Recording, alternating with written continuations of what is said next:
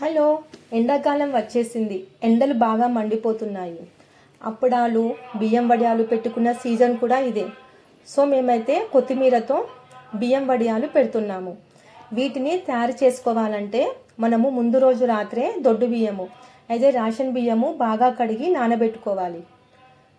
కొలత ఏ విధంగా అంటే గ్లాసు బియ్యానికి 2.5 గ్లాసుల వాటర్ వేయాలి. లేదా మనము ఏ గిన్నెతో నానేసుకుంటున్నామో ఆ గిన్నెతో 2.5 గిన్నెల నిండా వాటర్ వేయాలి.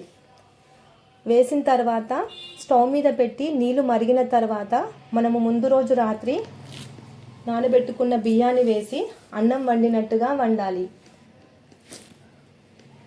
తర్వాత క్రిందికి దించి చల్లారిన తర్వాత కొత్తిమీర, నువ్వులు, పచ్చికారము, ఉప్పు వేసి బాగా కలపాలి.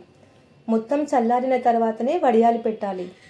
సో ఫస్ట్ డే అని మేము పిండితో ఈ విధంగా గౌరమ్మను తయారు చేసుకొని పెట్టి స్టార్ట్ చేసాము.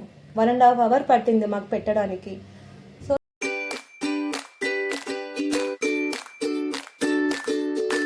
ఎండిన తర్వాత ఇలా తయారయ్యాయి. వీటిని నూనెలో వేయించుకొని తింటే చాలా రుచిగా ఉంటాయి.